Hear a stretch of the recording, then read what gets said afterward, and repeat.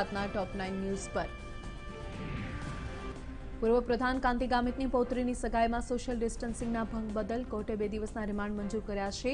સોનગઢ કોર્ટે 4 આરોપીઓના 2 દિવસના રિમાન્ડ મંજૂર કર્યા. કોર્ટે કાંતિ ગામિતના પુત્ર જીતુ ગામિત, પીઆઈ ચૌધરી અને કોન્સ્ટેબલના રિમાન્ડ મંજૂર કર્યા.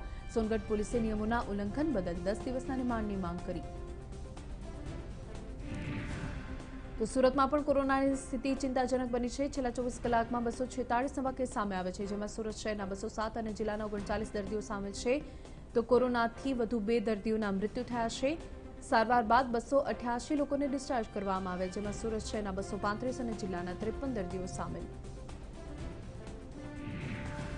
તો સુરતમાં કોરોનાનું સંક્રમણ સતત વધી રહ્યું છે, પરંતુ લોકો નિયમનું પાલન નથી કરી રહ્યા.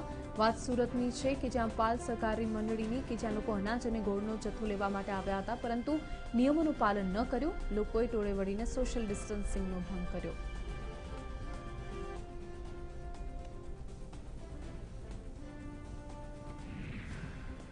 જીપીસીબીએ ઓએનજીસીને ₹1 કરોડનો દંડ ફટકાર્યો.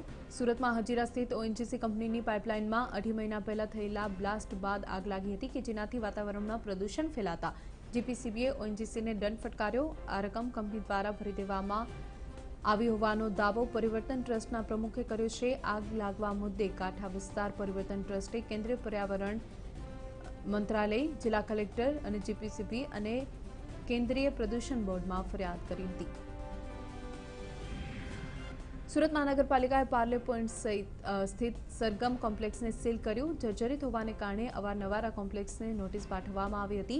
કોર્પોરેશને એ ટાવરના 32 ફ્લેટ, બી ટાવરના 32 ફ્લેટ અને સી ટાવરના 32 ફ્લેટને સીલ કર્યા છે. મહત્વનું છે કે અગાઉ પેન્ટહાઉસનો ભાગ પણ તૂટી પડ્યો હતો. બાદમાં વારંવાર નોટિસ આપવામાં આવી છતાં પણ રિપેરિંગની કામગીરી ન થતાં આ ઇમારતને સીલ કરવામાં આવી.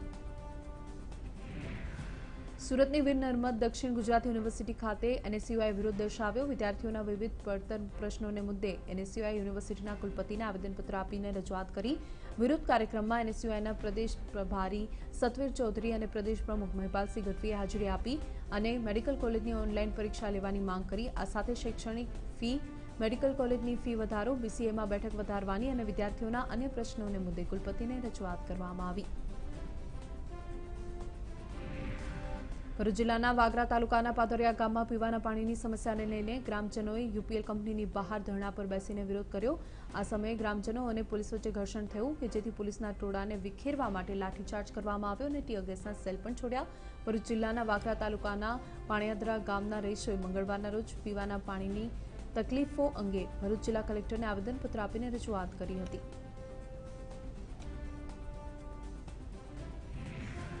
નવસારીના તવડી ગામના તળાવમાં વિવાદમાં ગ્રામજનોની અટકાયત કરવા મામલે પોલીસે બળપ્રયોગ કર્યો. ગામના યુવાનોને બળપૂર્વક પોલીસે ડિટેન કર્યા. ડિટેન કરતા સમયે પીઆઈએ લાફા ઝીકીને ગ્રામજનોને પોલીસની વાહનમાં બેસાડ્યા હતા. પોલીસના બળપ્રયોગની સામે આક્રોશિત ગ્રામજનો પોલીસ મથકે ધસી ગયા હતા અને ગ્રામ્ય પોલીસે પ્રવેશ કરવા જતા પોલીસ અને ગ્રામજનો વચ્ચે ઘર્ષણ સર્જાયું હતું. જાહેરનામા ભંગનો પણ પોલીસે ગુનો દાખલ કર્યો છે અને તમામની સામે કાર્યવાહી શરૂ કરી છે. શિયાળાની શરૂઆત થતાની સાથે સુરતમાં વિદેશી મહેમાનોનું આગમન શરૂ થઈ ચૂક્યું છે. છેલ્લા કેટલાક વર્ષોથી આ વિદેશી મહેમાન દર વર્ષે શિયાળામાં તાપી કિનારે ધામા નાખતા હોય છે. આ વિદેશી મહેમાનનું નામ છે સીગલ. સાઇબેરિયા અને રશિયામાં જોવા મળતા સીગલ પક્ષીને બ્રાઉન હેડેડ ગર્લ તરીકે પણ ઓળખવામાં આવે છે, કે જે શિયાળાની કાતિલ ઠંડીમાં હજારો કિલોમીટરનો પ્રવાસો ખેડીને સુરતની સૂર્યપુત્રી એવી તાપી નદીના કિનારે જમાવડો કરે છે.